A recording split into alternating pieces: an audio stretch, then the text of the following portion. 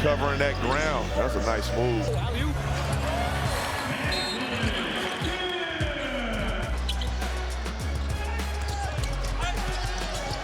How about Anthony Gill beating the buzzer?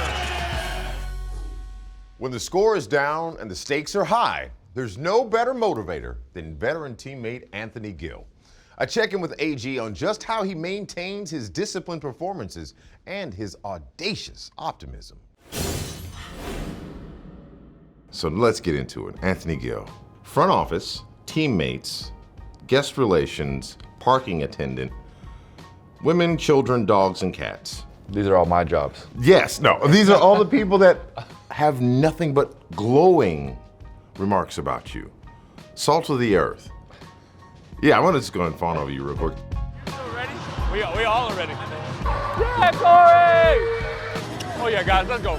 Oh yeah, oh yeah, oh yeah, oh yeah, oh yeah, oh yeah, oh yeah, oh yeah, oh yeah, everybody, oh yeah, oh yeah. Oh yeah, thank you, Lord. Shout out to my wife.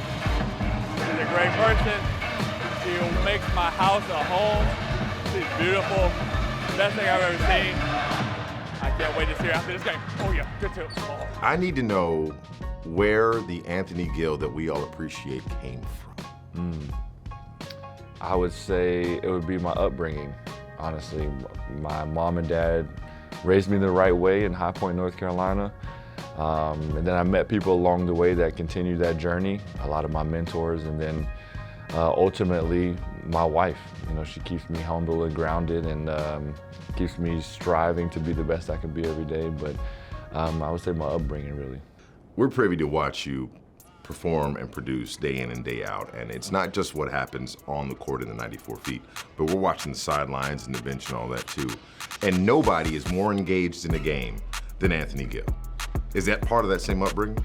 I would say so, but it also is a part of my job, right? Like, I have to be engaged just in case my number is called, right? And then if my number is called, I have to be out there ready to know what we're doing. I need to know the coverages. I need to know which guy's hot or whatever it may be. But then also I need to be right there just so I can, you know, be there for my teammates. You know, if somebody doesn't know the play, I can be the one screaming the play or whatever it is. If there's a coverage or there's a back door that a guy's backdooring and somebody doesn't see it, I need to be right there to help. So I need to contribute whichever way I can. So now I'm curious, how do you see your role on this team, and as it has been in your entire tenure here in DC? I would just say be someone who is consistently just pushing what we're capable of doing. As far as if practice is at 10 o'clock, I want to be here at 7, you know, whatever it is. So today practice is at 12, I'm here today at 8. So those kind of things, just let everybody else know there's a certain standard we have here. And I want everybody to be like, oh, if AG's at the gym, you know, I got to beat him there, you know, whatever it is. And that way we can just keep competing against each other like that. You know, if I'm locked into the game and I haven't played in 3 games, you know, I want everyone to see like, oh, if AG's locked in, he hasn't played, I have to be locked in, you know. And I just want to kind of set a standard for everybody where this is an interesting year. We're trying to build a foundation. And a part of building foundations is building good habits. And, you know, I think, again, with my upbringing, I've built good habits and just trying to let other guys see those so that we can build the foundation that we want to. 2 follow-up questions to that.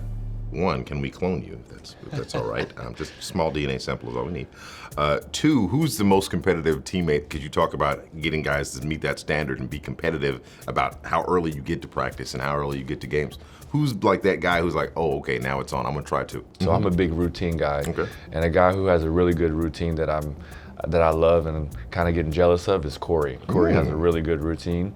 Like if he comes off days or if he comes, you know, if we have practice, he gets here really early, does the cold tub first and then the hot tub and then does treatment. So he has a whole routine that I've been watching. I might have to ask Corey about that. So like cold tub and hot tub, you do both, or which one's your jam? I normally do both. It's contrast, so I go back and forth between the two. I can't do it, I'm not gonna lie. I'm warm all day, cold, no. Especially early in the mornings, you know. Right, like, shock the system? Yeah.